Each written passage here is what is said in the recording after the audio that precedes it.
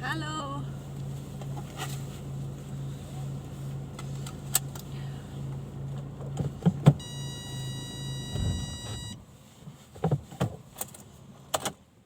Tiap kali mobil yang lain jadi nih, dia mati dulu. Tiap kali begitu. Saya udah selesai kerja ini, pulang kerja.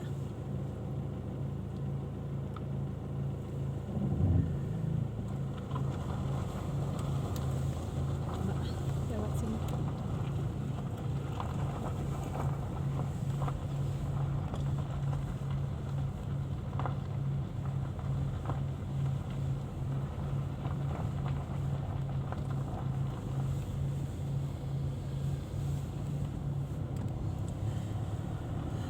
Kembali menghangat udara.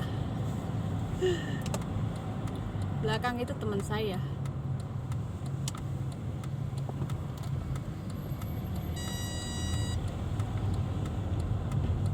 Hopalah, hopalah.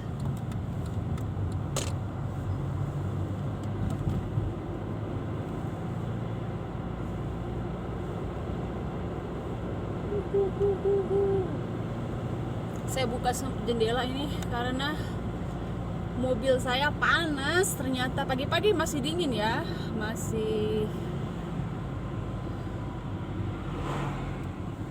agak dingin, tapi sekarang menghangat-hangat.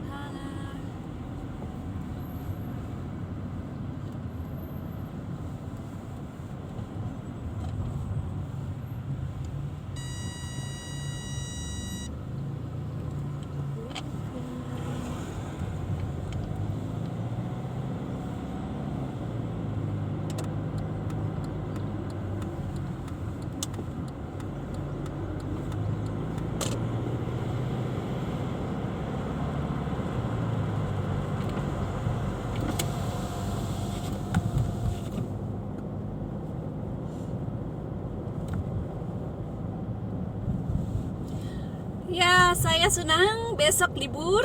Walaupun hari Jumat, ternyata saya dapat libur. Nggak tahu kenapa. Padahal ya boleh juga sih. Karena Sabtunya saya kerja begitu. Sabtu Minggu saya kerja. Jadi besok libur. Ya, waktunya beberes lagi di rumah besok. Oh ya, saya pesan robot buat bersihin rumah karena saya lihat saya keteteran ya. Saya baru misalnya ngepel, nggak lama, udah bagus, udah ada bunga-bunga kuning di sini. Nanti saya bikin video di sini ya. Jadi baru ngepel gitu ya, nggak lama anak saya mulai numpahin minuman lagi. Kesel kan, lengket lagi. Terus anak saya sebetulnya sudah bisa ya semua, cuma anak-anak di Jerman ini nggak bisa nyapu, ngepel, bersihin semua gitu ya. Pikiran saya sih ya kalau udah pulang kerja rumah bersih kinclong gitu, padahal boro-boro. Anak di Jerman taunya ya gitu, taunya sekolah, terus kegiatan ini itu, terus main, udah nggak tahu kerja. Walaupun dilatih ya, tapi kurang gitu. Karena kita bukannya kayak di peternakan, di petani itu lebih, anaknya lebih biasa kerja karena mereka punya tugas kan. Kalau kita ya ternyata bukan saya aja yang begitu. Saya kemarin nonton motivator ya, dia juga anaknya udah belasan. Terus tetangga saya juga anaknya umurnya belasan begitu. Tetap harus nyewa pembantu babu untuk bersih karena nggak ada yang bikin. Jadi ya udah, saya kan kerja ya, menghasilkan. Boleh dong saya beli, saya nggak mau nyewa pembantu di rumah ya, tapi saya aja babu ya, masa saya tapi saya mau beli robot begitu. Kita lihat nanti apakah berfungsi dengan baik robotnya untuk Robot apa? Untuk vakum sama ngepel, biar saya nggak mau ini lagi, capek lagi. Capek hati, Bo, bukannya capek ini ya. Kayaknya nggak bisa parkir di sini deh. Kayaknya lagi di sini ada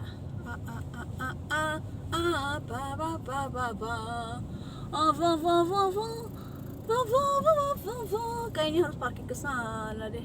Coba kita lihat.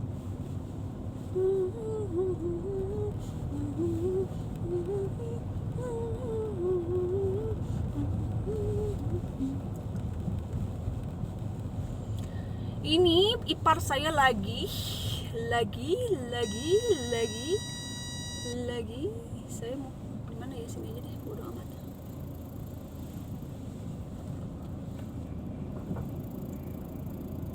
Lagi ngerjain itunya, lagi ngerjain apanya namanya di belakang.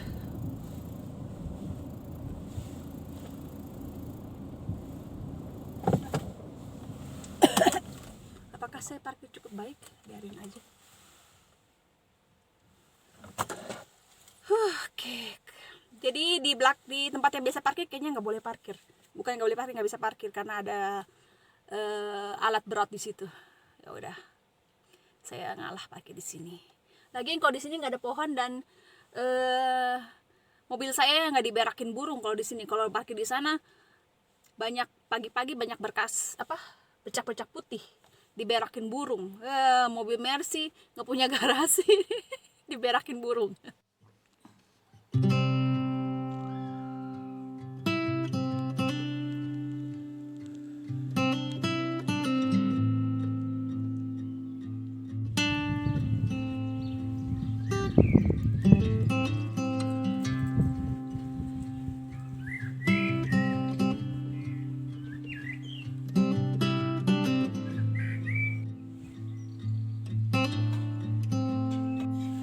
Pulang kerja langsung masak, ada sisa bayam sama daging.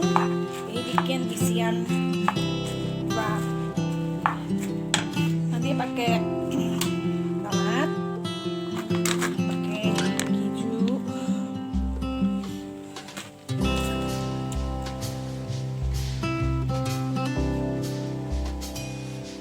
jadi bikin wrap ini, wrap tortillas. Dan buat malam ini roti. Kalau malam makan roti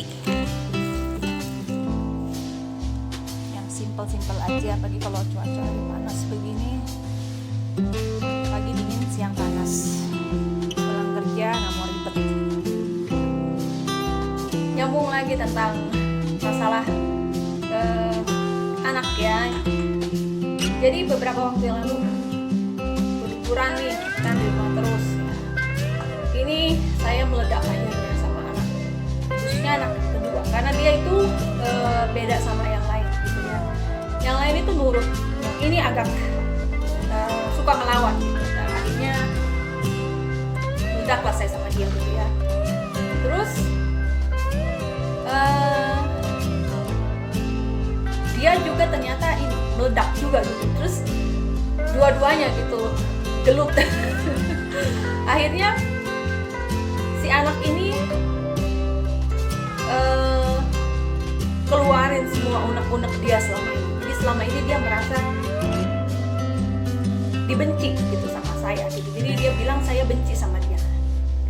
Jadi ini sudut pandang anak ya, anak yang diomelin gitu ya sama orang tuanya, dia mengartikan sebagai benci gitu kan. Dan ya saya bersikeras bahwa itu pandangan dia yang salah, karena anak ini kan masih proses belajar gitu. Jadi dia masih harus banyak dibimbingkan. Jadi apa yang salah itu harus dilurusin. Tetap dia bersikuku bahwa saya benci sama dia karena dia memang paling banyak diomelin gitu ya. Jadi dia belum bisa membedakan antara perilaku dengan diri dia gitu. Jadi yang saya nggak suka itu adalah perilakunya gitu. Dan ini yang akhirnya masalah yang selama ini nggak sempet diberesin. Akhirnya waktu itu keluarlah semua dan eh, oke, kita selesain, kita beresin gitu. Jadi saya tegaskan sama dia bahwa saya sayang sama dia sama seperti yang lainnya. Terus dia bilang, enggak, mama lebih sayang sama adik sama kakaknya dia. Dan itu nggak betul gitu ya. Tapi ini psikiater saya juga bilang ya, bahwa ini memang anak tengah itu begitu. Jadi dia merasa dia beda sendiri gitu. Akhirnya setelah diberi pengertian gitu ya, sampai cukup lama gitu ya, sampai ngamuk, akhirnya saya minta hikmat, dan akhirnya saya yang harus ngalah dan saya harus tenang, karena kalau saya makin keras sama dia, ini anak ini nggak bisa dikerasin gitu. Jadi dia mengartikannya sebagai kebencian gitu kalau dia dikerasin. Akhirnya saya yang harus lemah lembut gitu ya, harus lebih sabar menghadapi dia gitu ya. Dan saya lihat bahwa anak ini mungkin di dalam dari dulu dia merasa memang kurang gitu. Jadi karena anak tengah gitu ya kan. Jadi kayaknya sebenarnya karena dia memang paling banyak bikin masalah gitu. Jadi paling banyak diomelin, paling banyak ditegur, paling banyak dapat disiplin gitu kan. Kalau yang lain, yang dua ini, adik sama kakaknya itu enggak gitu. Mereka nurut gitu ya, dari dulu nggak pernah ada masalah gitu. Dari dulu ya gampang aja diaturnya gitu ya. Kalau ini agak suka alot gitu. Jadi itu yang membedakan gitu. Jadi saya kasih tahu, coba yang lain itu sama mama itu nggak pernah kalau mama suruh berani bilang nggak mau gitu, nggak berani gitu. Yang lain langsung bikin aja kalau saya suruh. Kalau yang ini ya saya suruh dia melawan. Akhirnya saya harus tegas, dan saya ngobrol juga sama kakaknya juga nggak mau nurut. Kakaknya bilang dia mama juga harus tegas sama dia. Kalau dia dilarang misalnya 1 minggu nggak boleh pegang laptop, ya berarti 1 minggu gitu dia nggak boleh. Dan akhirnya saya terapin, dan kemarin dia merengek-rengek karena yang lain boleh main laptop selama liburan, dia enggak. Terus saya bilang, terus dia kan marah-marah, kenapa yang lain boleh saya nggak boleh? Kenapa? Karena kamu berani bilang tidak sama mama, kamu berani melawan sama mama suruh kamu nggak mau gitu kan. Sekarang kamu minta sesuatu sama mama juga bisa bilang sama kamu, enggak, mama nggak mau kasih, kamu mau apa sih gitu kan. Akhirnya dia terima gitu. Itu kesalahan dia, dan dia harus menerima konsekuensi dari kesalahannya. Jadi dia dapat hukuman. Jadi dia nggak boleh. Sementara yang lain boleh ya. Di rumah kita kan nggak ada TV gitu. Jadi satu-satunya mereka bisa ya pakai laptop atau komputer gitu. Kalau mereka mau main atau kalau mereka mau nonton YouTube gitu. Jadi itu bisa dipakai untuk hadiah atau hukuman gitu kalau mereka nggak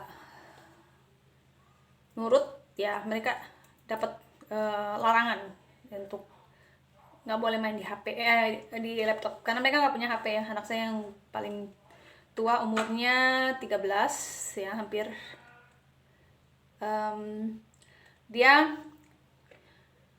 belum lama ini juga dapat HP bekas saya, tapi HP-nya rusak. Jadi selama liburan ini juga dia nggak pegang HP, jadi cuma dapat jatah main laptop 1 jam sehari, yaitu aturannya, dan mereka ikutin kayak begitu. Dan selama ini nggak ada masalah. Jadi ya kita harus tegas sama anak, tapi juga jangan sampai anak ini merasa bahwa dia nggak dikasihi, bahwa dia dibenci gitu ya sama orang tua. Itu mungkin sebagai anak kecil juga dulu saya merasa begitu. Kalau terus tiap hari diomelin, tiap hari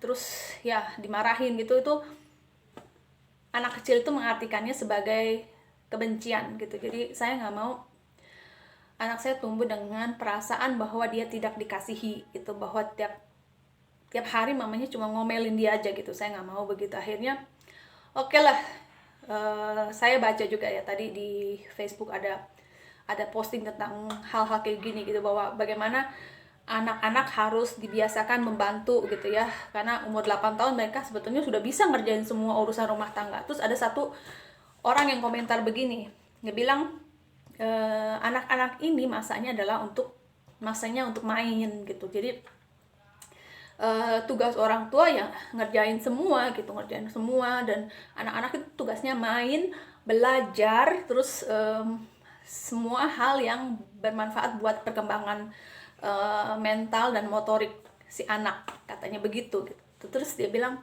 karena apa, masa kecil itu lebih singkat daripada masa remaja dan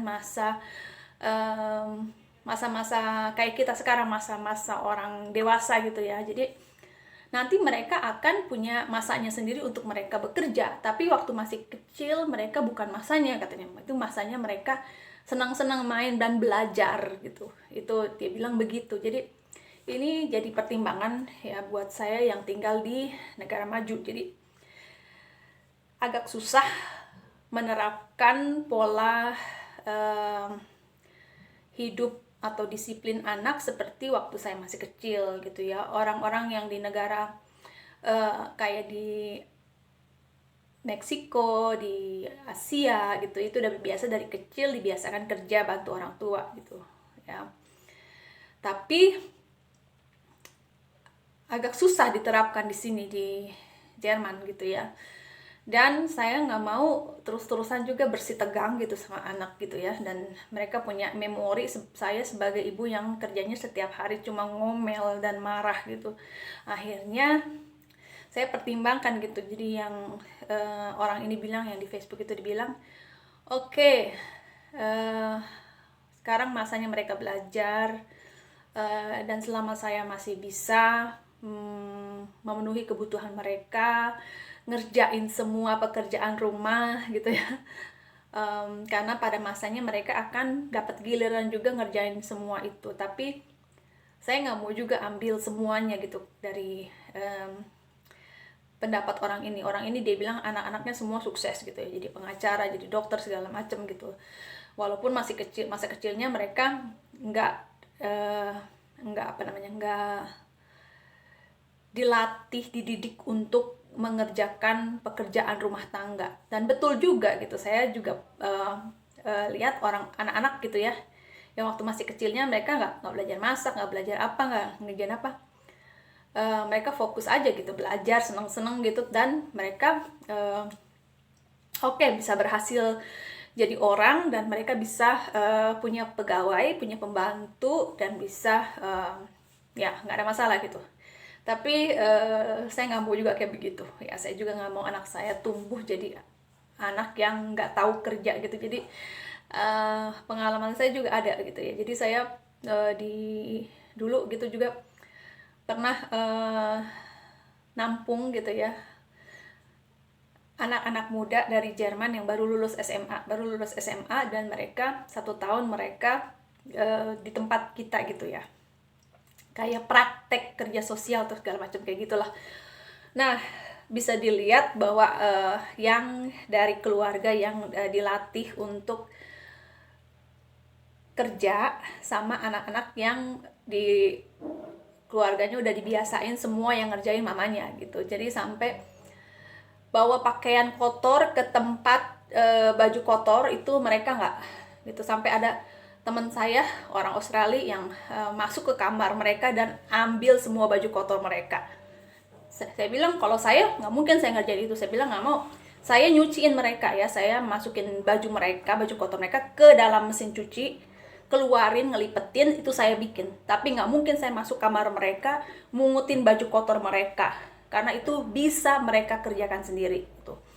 Dan itu kelihatan gitu, anak-anak muda yang biasa ya pick up after themselves. Jadi biasa gitu ya, beresin sendiri kotoran mereka gitu ya, sama anak-anak yang bodoh amat gitu, ada mamah yang ngerjain gitu kan. Saya nggak mau anak-anak saya jadi begitu, karena itu saya tetap ngomel gitu kalau mereka baju kotor di kamar mereka, berantakan di tempat tidur, di lantai begitu, pasti saya bakalan nyanyi-nyanyi gitu kan. Karena saya nggak mau nanti anak saya misalnya selesai SMA terus mereka cari pengalaman tinggal di rumah orang dan mereka punya perilaku kayak begitu gitu. Nggak mau saya gitu, malu gitu kan. Ya jadi kita bisa menyesuaikan gitu ya dengan budaya setempat kita, dan juga seperti apa, kita minta hikmat dari Tuhan bagaimana cara menangani anak-anak kita, mendisiplin mereka, karena disiplin itu sebetulnya juga merupakan bentuk cinta kasih, walaupun anak pada saat itu belum mengerti ya, belum melihat sebagai cinta kasih. Mereka cuma melihat kalau mama marah, kalau mama ngomel berarti mama benci sama saya. Itu satu proses yang mereka juga harus belajar. Tapi sekarang ya pelan-pelan saya juga tetap melatih mereka, walaupun mereka tinggal di Jerman, karena mereka punya mama tapi mereka tidak punya pembantu. Saya bukan pembantu, walaupun saya babu di tempat kerja saya, tapi di tempat kerja saya pun ya pasien-pasien itu harus kalau habis makan, habis minum beresin sendiri. Itu bukan tugas saya untuk beresin gitu kan. Jadi di antara mereka juga mereka ngomel gitu kalau ada semuanya serba minta dilayanin, terus pasti mereka negur gitu ke orang itu, kamu di sini bukan raja, kamu di sini dia itu bukan pembantu di sini, kamu di sini jangan males gitu kan. Jadi segala sesuatu ada tempatnya gitu ya. Kita biasa paling enggak gitu ya, bekas kita sendiri gitu. Kalau misalnya saya ajaran anak saya, kalau habis dari WC gitu, habis buang air, terus ada kotoran yang tersisa, itu harus kalian sendiri yang beresin, yang bersihin. Jangan tinggalin begitu dalam keadaan kotor kan. Itu kan nggak sopan gitu kan. Jadi saya bilang bukan tugas saya gitu bersihin kotoran kalian gitu ya. Kalau di tempat kerja ya memang kerjaan saya ya babu di tempat kerja, di rumah sakit ya, bersihin kotoran orang. Tapi kalau di rumah paling tidak kalian belajar bersihin kotoran kalian sendiri gitu. Masa saya pulang kerja langsung ngangkatin semua yang di lantai gitu, buangin sampah, karena yang di rumah ini nggak ngerjain apa-apa. Itu juga nggak benar gitu. Saya tetap bakalan nyanyi-nyanyi kalau pulang kerja, semua berantakan gitu, sampah penuh, nggak ada yang buang gitu. Tapi itu memang wajar ya, wajar artinya bukan saya sendiri yang punya anak model-model begitu gitu. Saya lihat orang-orang tua lain juga semua begitu ya, apalagi anak zaman sekarang beda sama anak zaman dulu ya. Anak zaman dulu itu lebih apa ya, mungkin kalau zaman dulu karena orang tuanya lebih keras ya, main hajar gitu, main pukul gitu kan. Kalau zaman sekarang kan ada HAM, apalagi di Jerman, nggak bisa gitu. Saya nggak bisa keras sama anak karena bakalan masuk penjara gitu kalau kita berani mukul anak gitu. Jadi nggak bisa gitu pakai kekerasan. Jadi harus pakai cara lain gitu ya. Tapi akibatnya anak-anaknya ya kayak sekarang gitu, zaman sekarang, anak zaman sekarang nggak kayak zaman dulu gitu. Anak-anak zaman dulu lebih kuat, lebih tahan banting, lebih disiplin gitu ya. Tapi memang zaman sudah berubah dan kita mau nggak mau harus mengikuti juga perkembangan zaman ya. Walaupun kita nggak suka, tapi tetap menyesuaikan diri dan tetap berusaha untuk mendidik anak-anak kita supaya jadi pribadi-pribadi yang bertanggung jawab ya, yang bekerja keras dan menghormati orang lain dengan cara membersihkan. Kalau dia habis bikin kotoran atau berantakan, paling enggak dia beresin bekas dia sendiri. Itu yang ya, mau saya terus tekankan sama anak-anak saya. Sebelum terlambat, sebentar lagi mereka udah jadi manusia dewasa, ya udah selesai gitu. Dan kita masih punya beberapa tahun lagi, walaupun berat gitu ya, setiap hari harus sakit kepala. Tapi nggak boleh bosen-bosen dalam mendidik, mendisiplin anak gitu. Oke, sampai di sini video Babu Jerman. Agak melenceng, tapi ya mudah-mudahan bisa bermanfaat buat ibu-ibu baru yang punya anak-anak kecil, yang punya anak-anak remaja. Tetap kita melakukan tugas kita karena ini pekerjaan kita yang utama ya, mendidik anak-anak supaya menjadi manusia yang berguna ya, yang bukan jadi beban bagi masyarakat, tapi bisa ya berguna bagi sesamanya. Oke, sampai ketemu di video berikutnya. Dah.